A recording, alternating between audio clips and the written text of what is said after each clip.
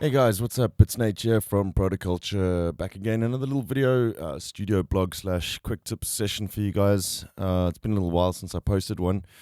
I've actually been away in, well, firstly, let me just apologize if I got a bit of flu at the moment, so I'm not sounding great on the microphone.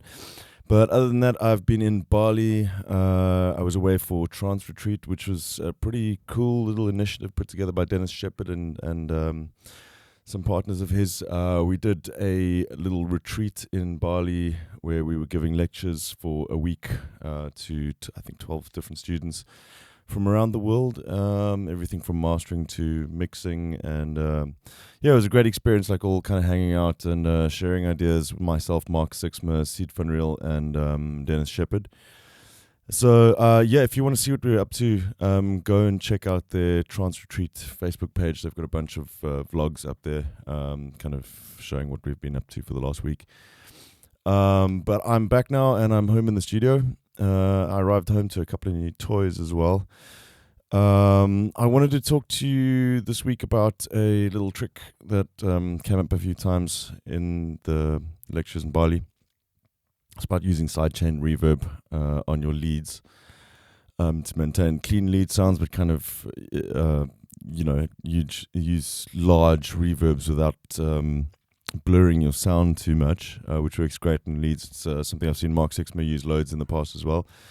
The reason why I wanted to talk to you about this as well is just because I've got some new plugins today.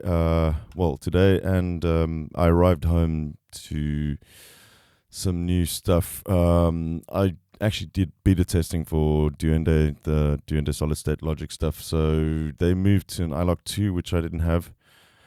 So I recently just signed up for a Slate Digital subscription, which I'm super impressed with. I've been playing around with this stuff the last couple of days. Particularly what you see here, the new FG Stress, which is an amazing sounding compressor. Let's actually just see if this is, turn off that one. This FG Stress is incredible. It sounds fantastic. Really impressed with Revival as well, which is kind of an enhancer. Just two very simple dials, you can shimmer and thickness, which seems to work some pretty cool magic on your tracks. NVQ, there's a bunch of other stuff here, and they'll actually send you an iLok 2 for free if you don't have an iLok already, and you can sign up for a monthly rental system. It costs $14.95 a month to rent all their plugins. There's a bunch of really useful stuff. D16 did a delay unit with them, which is great, called Repeater as well. I was also really impressed with this virtual bus rack. You can load these all separately. This is a SSL, the grey on top. This is a Focusrite emulation, and then down at the bottom, this is it's a variable mu compressor, so something like the old Fairchild stuff. I'm pretty sure this is an emulation of Fairchild. But yeah, definitely check those out. They're great. And then the other new plugin, which I just picked up today, is from D16. I'm a big fan of their plugins. And I just picked up the new Toraverb from them, which is fantastic. And I'll show you that in a second, though. Because I first want to run through the traditional way of doing this reverb setup, and then we'll look at Toraverb 2, which makes things a lot easier now as well.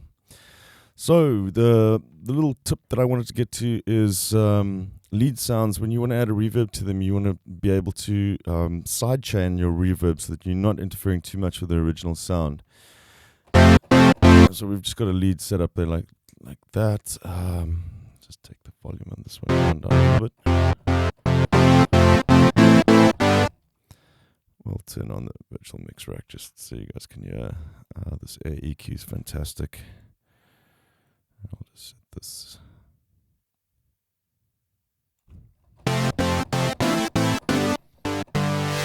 This adds a really nice shine to the sounds.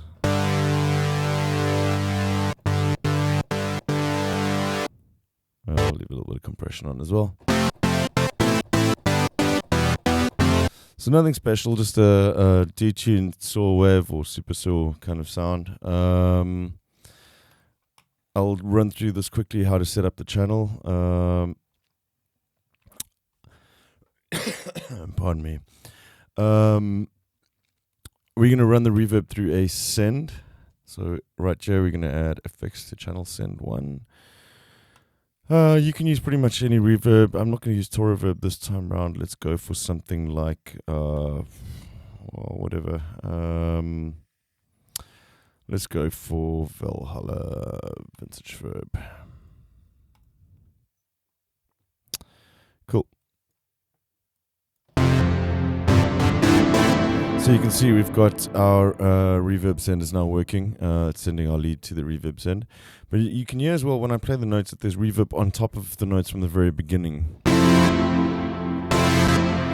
You can fix that with a pre-delay, but it's not really going to do what we want it to do, because at some point during you holding the notes, that pre-delay is going to run out and then the reverb is going to be on top again. So you'll see there, but now if we hold the note down, halfway through it kicks in.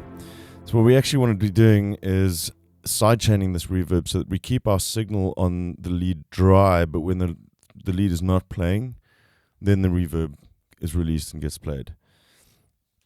So the way we do that is on our send channel that we've created over here, we'll drop in a compressor and we'll just use Cubase's built-in compressor. And what we're going to do is enable sidechaining. So with sidechaining on, we'll go back to our silent channel that we have here. And we're going to route the same lead to the sidechain input on the compressor. And you can set this to post fader if you want, or pre-fader actually. Pre-fader is better, so that then if we decide to automate volume on this, it's not going to affect the amount of send that it's sending to the compressor. So the compressor will always be triggering. So we're going to turn our ratio way up because we're using this kind of like as a sidechain. We're not trying to compress the sound actually. It's more just to get rid of the reverb entirely when the sound is playing. So we'll set the settings somewhere like this for now. And already you can see what's happening there. Let's take another listen.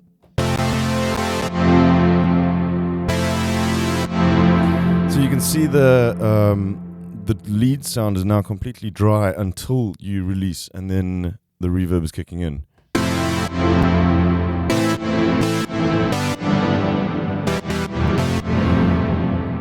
And we can kind of, should be able to actually, I know we're not going to be able to hear that if we're not sending.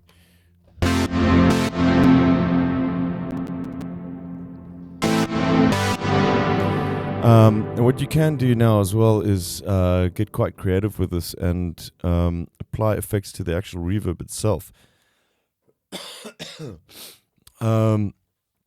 Perhaps a little bit of distortion. You can play. Let's go for quad fuzz.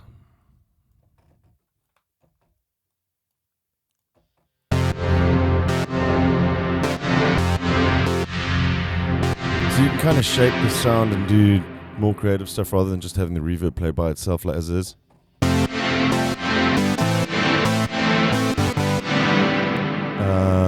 I would also stick an EQ in here somewhere as well on the reverb sense that you can kind of get rid of some of the lows and the highs that you don't need in there. Something like, you know, get rid of this. 24. And we can get rid of some of the highs as well.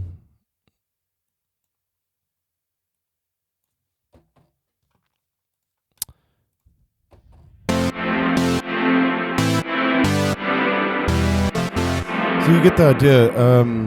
You can kind of play around with that as much as you want, add different effects to the reverb tail and stuff, but you're going to always get this kind of cool sucking feeling after you release notes on your leads.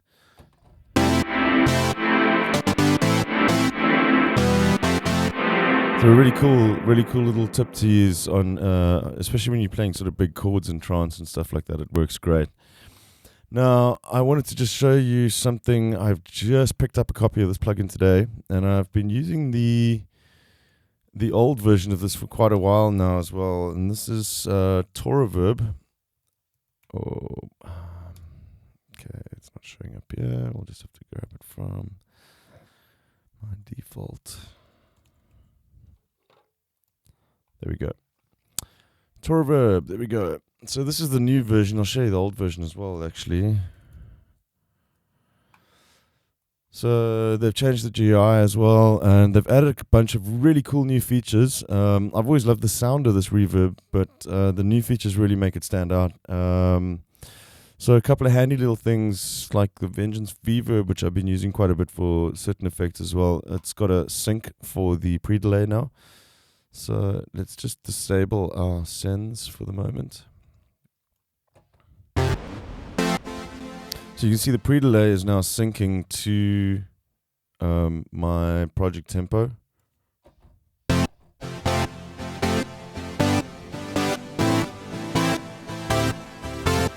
Which is pretty handy. Great on little percussion sounds and stuff like that when you want the percussion to be quite dry, and then you can just add a really short synced pre-delay to your sounds. Then all the usual controls that you'd find on a reverb over here: diffusion, modulation, attenuation. You have bright and dark. Pardon me. You have your bass cut here. Bass cut, there's no dedicated high cut, but you have an EQ section over here where you can select either sort of a parametric EQ, high shelving, low shelving, and that'll be post reverb EQ, so you can actually add that to your signal just to enhance whatever you want. We can show you there quickly if we boost it.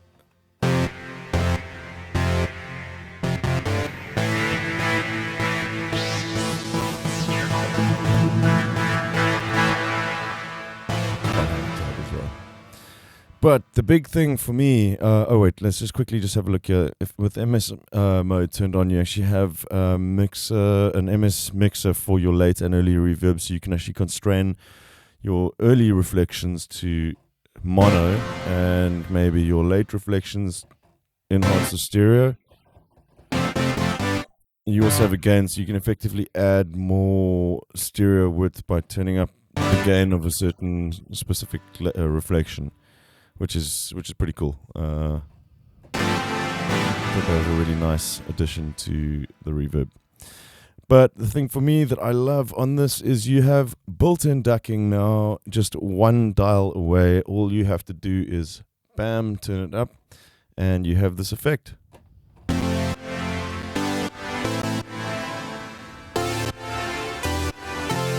So no routing at all. You don't need to route stuff to sends. You don't need to add sidechain compressors. You just dial up the ducking.